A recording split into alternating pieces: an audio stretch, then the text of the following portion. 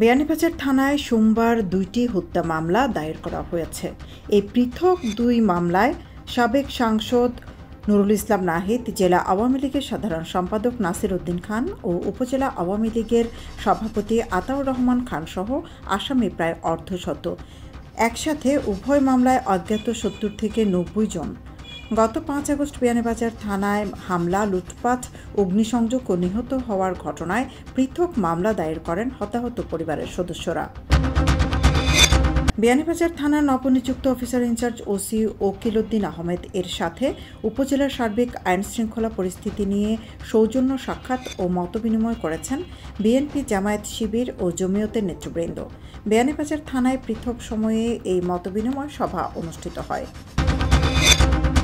বিয়ানীবাজারে ২ প্রবাসী রেমিটেন্স যোদ্ধাকে সংবর্ধিত করা হয়েছে। কাতার প্রবাসী মোহাম্মদ রুহুল আমিন চৌধুরী ও সংযুক্ত আরব আমিরাত প্রবাসী আমিনুল হক চৌধুরীকে সোমবার রাতে তাদের বাড়িতে সংবর্ধিত করেন নওয়াগ্রাম প্রগতি সমাজ কল্যাণ সংঘের দায়িত্বশীলরা।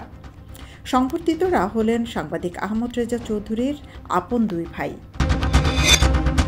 গত ৫ আগস্ট আওয়ামী লীগ সরকারের পতনের পর বিয়ানীবাজার থানা আক্রমণ করে লুটে নেওয়া আগ্নেয়াস্ত্রের মধ্যে কিছু মালামাল উদ্ধার করেছেন পুলিশ সদস্যরা। রোববার রাত 11:30টায় পরিত্যক্ত অবস্থায় উপজেলার গোড়ারবাজার ইউনিয়নের বৈরাকি বাজার এলাকা থেকে একটি এসএমজি রাইফেলের ম্যাগাজিন ও চায়না রাইফেলের ১২ রাউন্ড গুলি উদ্ধার করা হয়। আবাসিক হল ছাড়ছেন শাহজালাল বিজ্ঞান ও প্রযুক্তি বিশ্ববিদ্যালয়ের শিক্ষার্থীরা। স্থানীয়দের আলটিমেটামের মুখে সন্ধ্যায় তারা হল ত্যাগ করেন। সোমবার দুপুরে বিশ্ববিদ্যালয় সংলগ্ন এলাকার বাসিন্দাদের একটি দল মিছিল নিয়ে সাবির শাহপরান হলের সামনে অবস্থান নেন। তাদের দাবি, হলগুলোতে ছাত্রলীগ ও তাদের দোসররা অবস্থান করছেন। আবারও তারা অতৎপরতা শুরু করতে পারেন, তাই হল খালি হওয়ার পর সাবির প্রশাসন নতুন করে যাদের সিট বরাদ্দ দিবে তারাই কেবল হলে উঠতে পারবেন। জুরিতে উপজেলা আওয়ামী লীগ ও অঙ্গ সহযোগী সংগঠনের ৬৩ জনের নাম উল্লেখ এবং অজ্ঞাতনামা আরও শতাধিক জনকে আসামি করে থানায় একটি মামলা হয়েছে।